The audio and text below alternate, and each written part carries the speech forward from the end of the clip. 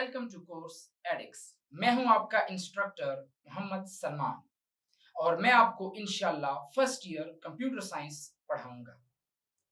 तो आते हैं सबसे पहले अपने पहले टॉपिक की तरफ। हमारा टॉपिक है overview of computer system.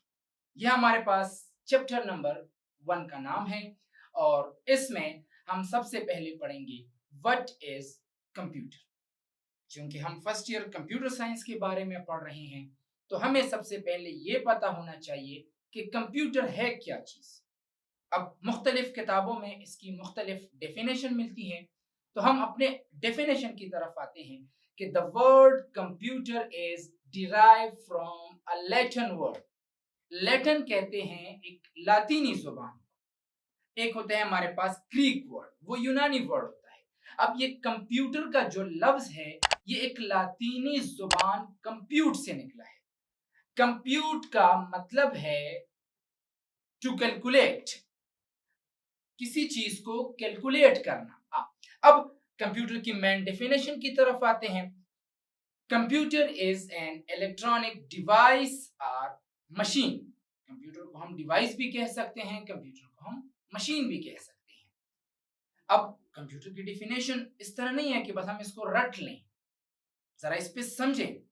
Computer is an electronic device और machine that accept the data, जो यूजर से डेटा लेता हो, स्टोर द डेटा, उसको स्टोर भी कर सकता हो, प्रोसेस द डेटा, जिस डेटा को उसने यूजर से लिया है अब उसके ऊपर प्रोसेसिंग भी करनी है, and gives meaningful result to the user. याद रखें, हर वो डिवाइस जो यूजर से डेटा लेता हो, उसको स्टोर करता हो, उसके ऊपर प्रोसेसिंग करता हो और यूजर को रिजल्ट देता हो, हम कह सकते हैं कि ये कंप्यूटर है।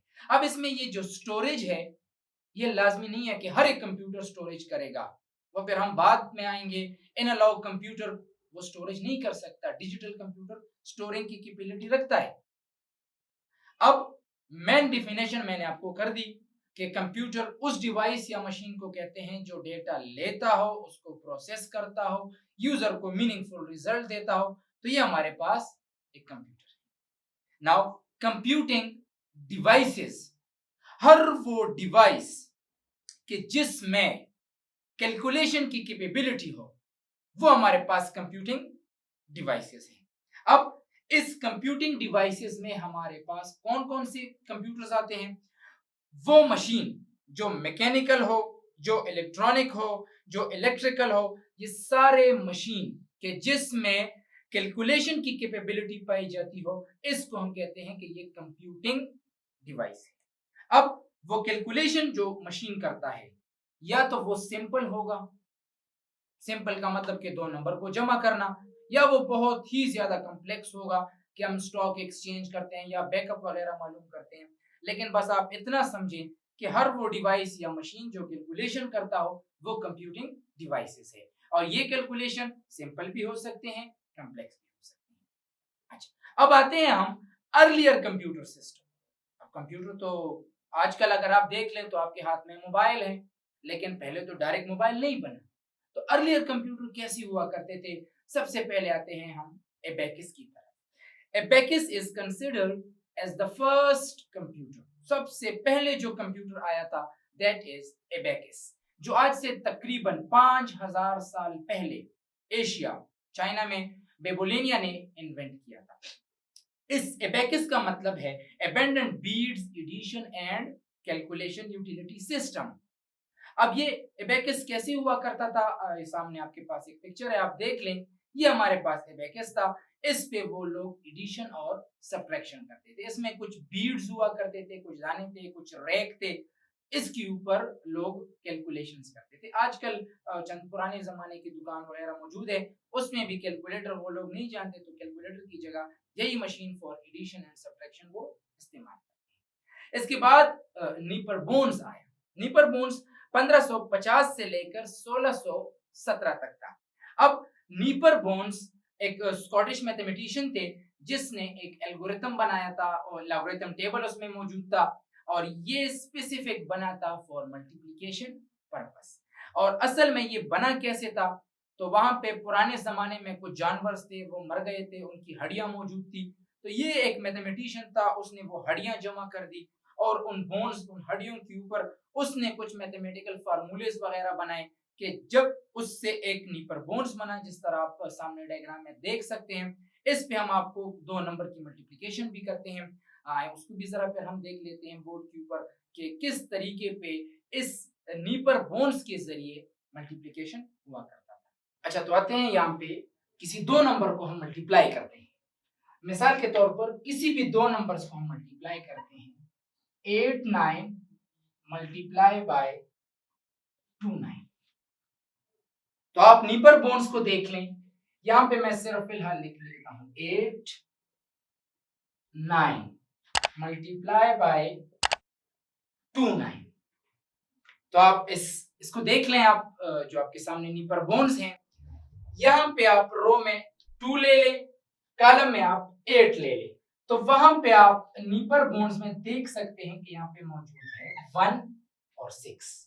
फिर आप 2 नंबर रो और 9 नंबर कॉलम में अगर आप नीपर बोन्स में देख लें, तो यहाँ पे मौजूद है 1 और 8, 9 और 8, यहाँ पे है 7 और 2, 9 और 9। मतलब इस तरह आप रो में ले ले, यहां से आप कॉलम में ले ले, तो यहां पे मौजूद है 8 और 1। तो ये चीजें आपने कहां से उठाई? नीपर बोन से आपने उठाई, जो आप इस वक्त डायग्राम में देख रहे हैं।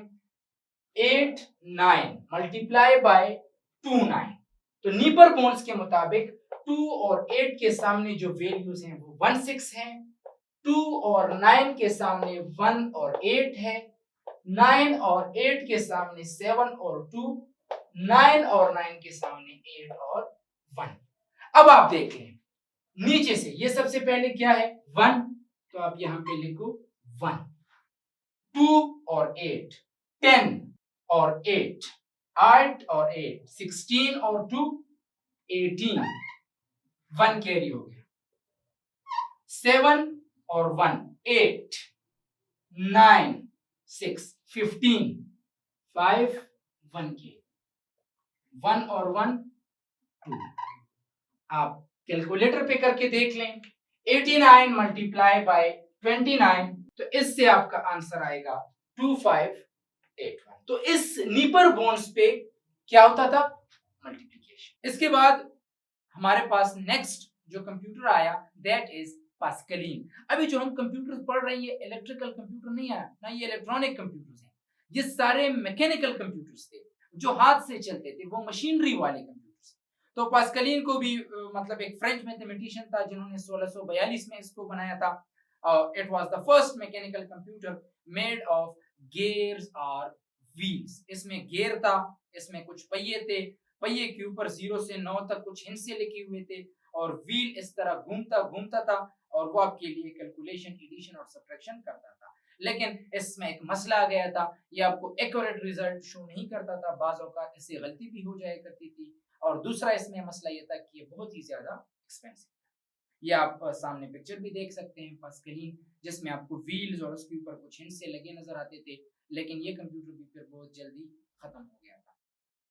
इसके बाद इंडस्ट्री में थोड़ा सा चेंज आया, डिफरेंस इंजन आ गया। डिफरेंस इंजन 1822 में चार्ल्स बेबेज, जिसको हम फादर ऑफ कंप्यूटर भी कहते हैं, इसने इन्वेंट किया था फॉर डिफरेंशियल इक्वेशंस, उसको सॉल्व करने के लिए। और इसमें एक और भी कैपेबिलिटीज थी कि ये प्रोग्राम में जो डेटा था उसको स्टोर भी कर सकता था और उसको प्रिंट भी कर सकता था। फिर उसमें 15 साल काम करने के बाद चार्ल्स बेबेज ने एक नया कंप्यूटर बनाया जिसको हम कहते हैं एनालिटिकल इंजन, जो कि 1837 में बनाया गया था। ये कंप्यूटर 4 बेसिक ऑपरेशंस परफॉर्म करता था, that is input, output, storing and controlling या प्रोसेसिंग। तो हमारे पास ये कंप्यूटर एडिशन, सब्ट्रैक्शन, मल्टीप्लिकेशन और डिवीजन भी परफॉर्म करता था। इसके बाद एक नया कंप्यूटर बना जिसको हम कहते हैं टेबुलेटिंग मशीन, जो 1890 में अमेरिका में बना। इसका मेन मकसद ये था कि पॉपुलेशन को काउंट करना। सबसे पहले वहां पे वो अमेरिका की पॉपुलेशन थी, तो उनको काउंट करने के लिए एक काउंटर था जो कि आपके लिए वहां पे पॉपुलेशन को काउंट करता था। उस पर्पस के लिए कंप्यूटर इस्तेमाल होता था। फिर उसके बाद एक दूसरा कंप्यूटर आया Z1 कंप्यूटर। तो Z1 को कॉनर जूसी ने जर्मनी 1936 से लेके 1938 के दौरान ये कंप्यूटर बना। लेकिन चूंकि आपको पता होना चाहिए कि दूसरी जंग अजीम 1939 में शुरू हुई थी, तो 1939 में जैसे ही दूसरी जंग अजीम शुरू हुई तो ये बंदा जर्मनी से ताल्लुक रखता था, तो इस वजह से इसके कंप्यूटर को रिजेक्ट किया गया, इस पे मजीद काम नहीं किया गया, तो ये कंप्यूटर वहां पे ही इसका खात्मा हो गया था। फिर उसके बाद मार्क 1 आया 1944 में। ये पूरे इंडस्ट्री में मशहूर हुआ, सारे लोग इसको मानने लगे, इस पे काम होने लगा। लेकिन फिर ये बहुत जल्दी जो है वो खत्म होने लगा, क्योंकि इसके बाद हमारे पास एक ऐसा कंप्यूटर आया जिसने पूरी दुनिया में एक चेंज लाया, जिसको हम कहते हैं ENIAC. And for kind of your information, ENIAC एक ऐसा कंप्यूटर था कि जो कि एक शहर था फिलाडेल्फिया, एक स्टेट है अमेरिका का, फिलाडेल्फिया शहर में ये कंप्यूटर लगाया गया। लेकिन ये बहुत ही ज्यादा पावर कंजम्पशन था, ये इतना ज्यादा बिजली खर्च करता था। अगर मैं आपको ये कहूं कि उस फिलाडेल्फिया शहर को उस जमाने में जितनी बिजली की रिक्वायर थी, उतना मेगावाट सिर्फ इस कंप्यूटर को ऑपरेट करने के लिए लगते थे। तो ये इतना ज्यादा पावर कंजम्पशन, और ये लार्ज इन साइज था। तकरीबन अगर मैं आपको कहूं कि 3 कमरों में ये पूरा कंप्यूटर आ सकता था, या अगर 3 कमरों के बजाय आप पूरा हॉल भी ले लें, तो या एक बड़ा हॉल या 3 कमरों में एक कंप्यूटर जो है वो स्पेस रिजर्व करता था। तो बहुत ही बड़ा कंप्यूटर था, और ये तकरीबन 1000 गुना जो था वो मार्क 1 से फास्ट था। इसके बाद थोड़ा काम करने के बाद एडवेक आया, जो कि 1949 में बनाया गया, और ये कंप्यूटर जो है एनएक के बाद आया। इसका कुल बजट अगर हम कहें $1,00,000 उस जमाने में इस कंप्यूटर पे कुछ खर्च।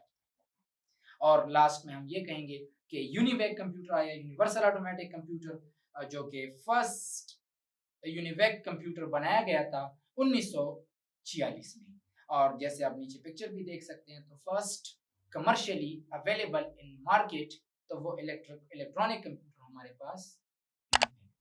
तो ये था हमारा topic. See you on next lecture.